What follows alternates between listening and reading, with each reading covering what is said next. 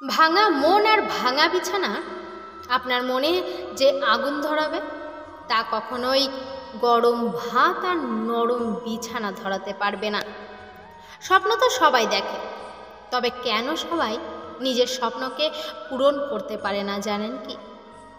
কারণ সবাই স্বপ্ন পূরণ করার জন্য শুধু পরিশ্রম করে, কিন্তু সত্যি বলতে স্বপ্ন পূরণ করার জন্য প্রয়োজন আগুন। মনের মধ্যে যদি সফল হওয়ার আগুন জ্বালাতে পারেন তবেই জীবনে সফল হতে পারবেন। আপনি যদি পাস করার জন্য পড়েন, কিংবা সুস্থ থাকার জন্য শরীরচর্চা করেন, বা কোনো ব্যবসা শুধু দাঁড় করানোর জন্য পরিশ্রম করেন, তবে আপনি শুধু পরিশ্রমই করবেন। কিন্তু আপনার মনে যদি সফলতার আগুন থাকে তবে আপনি সফলতা পাওয়ার জন্য অস্থির হয়ে উঠবেন। আর এই আগুন আপনার নিয়মকেও পাল্টে দেবে। যতক্ষণ নিজের গোল আপনি না পাবেন ততক্ষণ এই আগুন আপনাকে স্থির থাকতে দেবে না। এই আগুন কখন বুকের মধ্যে জ্বলে ওঠে জানেন?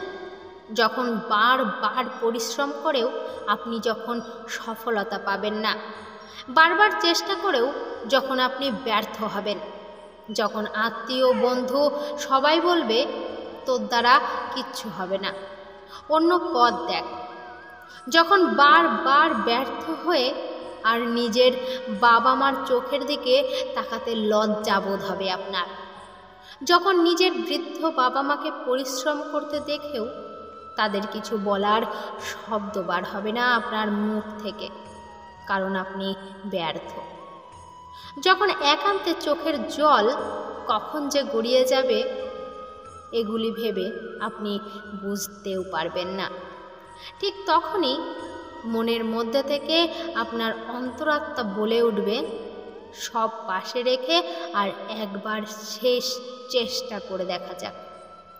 আমরণ চেষ্টা, মৃত্যু পর্যন্ত চেষ্টা, চরম সীমা পর্যন্ত চেষ্টা, যেখানে আপনি সহ্যের শেষ সীমা পর্যন্ত চেষ্টা করবেন। যখন ঘুম সময়ে আসবে না, আসবে ক্লান্তিতে, যখন রেস্ট নেওয়ার প্রয়োজন পড়বে না, প্রয়োজনে রেস্ট নেবেন। সফলতা পেতে গেলে তার প্রতিদান তো দিতেই হবে, কারণ এই দুনিয়াতে কেউ কিছু বিনা পরিশ্রমে পায় না। আমরা পর্যাপ্ত পরিশ্রম করি আর সফলতার আশা করি, কিন্তু সফলতা পাওয়ার জন্য পর্যাপ্ত পরিশ্রম পর্যাপ্ত নয়। সফলতার জন্য প্রয়োজন সর্বোচ্চ পরিশ্রম, আর তা যার লেজে টান পড়ে সেই বোঝে এর মর্ম। একটি হরিণকে যদি ক্ষুধার্ত আটকে রাখা হয় এবং সামনের দেওয়ালের উপরে ঘাস দেওয়া থাকে, তবে সে যতটা জোরে লাফ মারবে তার থেকেও সে দ্বিগুণ জোরে লাফ মারবে যদি পিছনে সিংহের গর্জন শোনে। আপনিও তাই করছেন, স্বপ্ন পূরণ করার জন্য খাটছেন শুধুমাত্র। আর যেদিন ভবিষ্যতের কথাটা ভেবে, অর্থাৎ সিংহের গর্জনের কথাটা মনে করে খাটবেন, সেই সময়ই আপনি সফল হবেন, কারণ তখন পরিশ্রম হবে দ্বিগুণ। ভবিষ্যতে আপনি কোথায় পৌঁছবেন মনে মনে শুধু সেই কল্পনা করতে থাকুন। সর্বদা আপনার বাবা মার দিকে নজর দিতে থাকুন। তাদের কোথায় রাখবেন? ফুটপাতে জায়গা দেবেন নাকি প্রাসাদে? তারা রাস্তায় মাথা নিচু করে ঘুরবে নাকি মাথা উঁচু করে? দুজন আপনাকে ডেকে কথা বলবে নাকি আপনি কাউকে যেচে কথা বলবেন? আর এই সবই আপনার ওপর নির্ভর করবে।